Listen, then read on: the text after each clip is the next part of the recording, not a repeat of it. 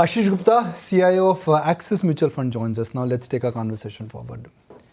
Ashish, in the overall scheme of things, the way you invest and the way you manage money, what would be the importance of the election event? Because historically, this event tends to have a swing on the market, 5 to 10%, depending on the verdict and depending on the positioning. It is event very keenly watched by the market, certainly. But I think more than political outcomes, what we have to focus on what are going to be the likely economic outcomes for us. If we see one of the mainstays for the India story last few years has been the macro stability that we have attained. If you look at the risk premium in India, it is much lower than what it used to be, and for good reason. Inflation has consistently been lower than historic trends. We have much more stable currency. We have a current account which is either in a minor deficit or a minor surplus. And even if you look at the bond market, the bond yield premium that India has is much lower than what it has historically been to, say, global developed market bonds or US bonds. So I think what we need to focus on is uh, post-election, based on the outcomes, what is the outlook for macro stability?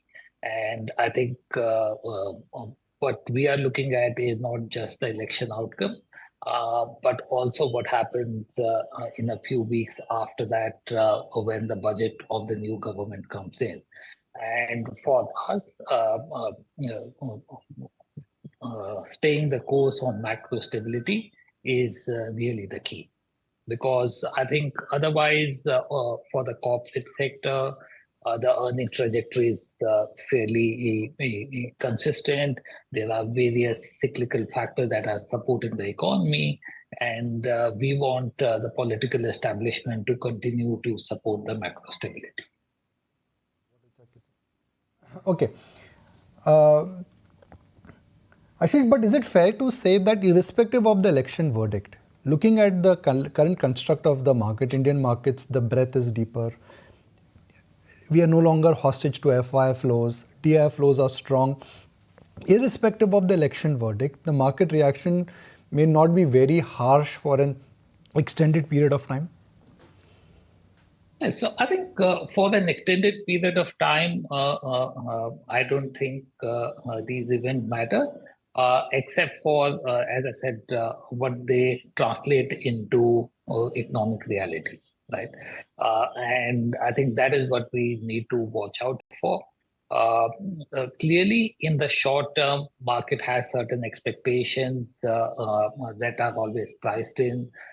If around those expectations, the events don't come out as the market anticipated, then we do get short-term bouts of volatility. What you spoke of, that market swings 5-10% around elections or post-elections.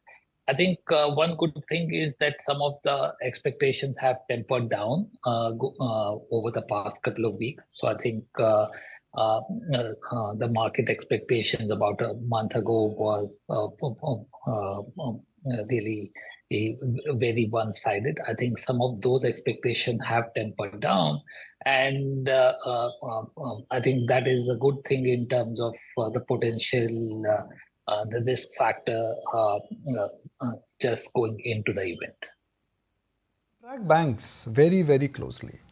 There is enough reasons for banks to outperform. Credit growth is strong, NIMs are strong, interest rates are stable, retail is growing, NPAs are not there. Yet banks, they are underperforming. Is there a technical factor here, or it's a matter of time the outperformance will start? I think there is clearly a technical factor which is around the ownership. There is also fundamental factors in terms of market is always forward looking, and really it focuses on what is the potential going forward. And I think most people will agree that probably the best profitability of banks has been observed in the past 12 to 18 months. and there is likely to be moderation in the profitability in the next 18 months, particularly if interest rate cuts start to come through. And having said that, I still think banks have a good investment potential, given that even though profitability will moderate, it will still be very, very healthy. Most banks will still deliver more than 15% ROE, right? The other factor we have to kind of think about banks is the fact that over the past decade, only pockets of within the banking system were performing well, both in terms of profitability and growth.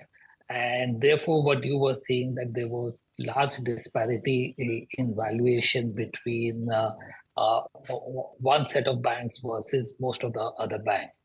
And I think as the performance has equalized, if you look at most public sector banks, they are also now delivering more than 1% return on assets, return on equity.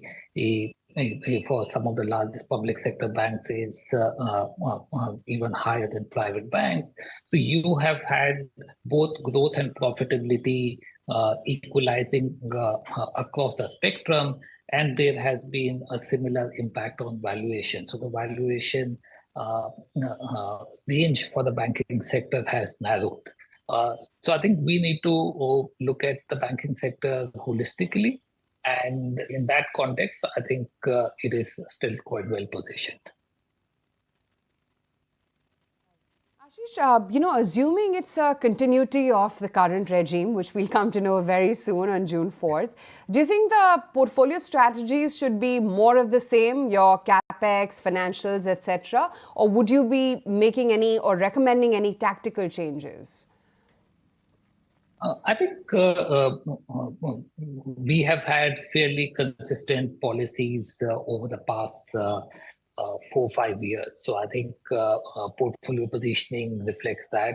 The portfolio positioning also reflects the fact that we have some very favorable cycles playing out on the investment side, in industrial, power, real estate.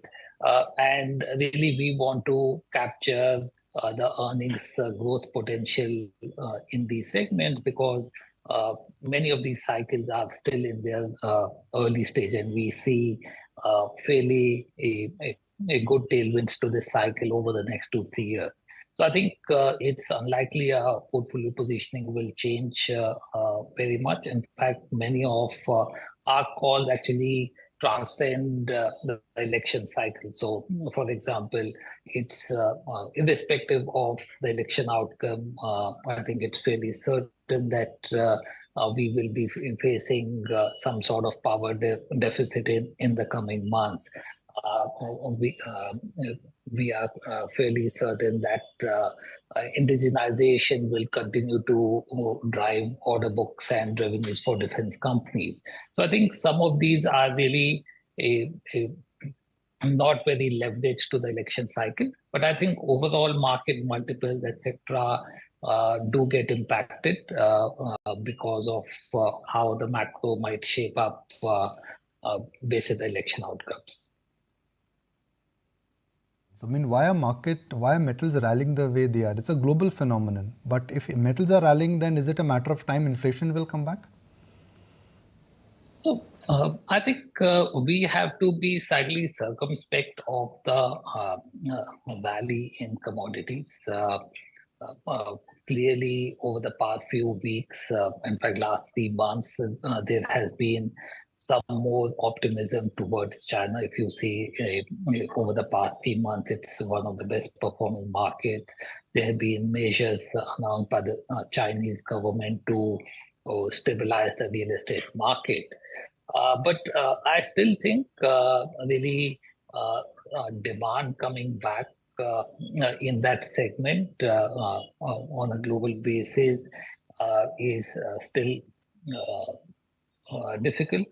If you see China, real estate is plagued by overcapacity. Inventory levels, real estate inventory levels are nearly 10 times sales. So it's very unlikely that even as maybe the bottom for Chinese economy or markets may be getting formed and sentiment around that is improving, we are going to start seeing positive delta in demand for China for many of these commodities. And as you would know, Chinese construction sector and in particular real estate sector had been the biggest driver of demand for some of these commodities. So I think we have to be cognizant of that. There is, of course, the other concern about how the dollar has been weakening, and that's been really propelling some of the metals, particularly the precious metals. I think that is a trade that probably has more legs compared to the industrial commodities. Great to have you on the show. Thank you so much for taking the time out and joining in today. Okay, thank you. Okay, that's the view coming in from the House of Axis Mutual Fund. If you like this video, then like, share and subscribe to ET Now.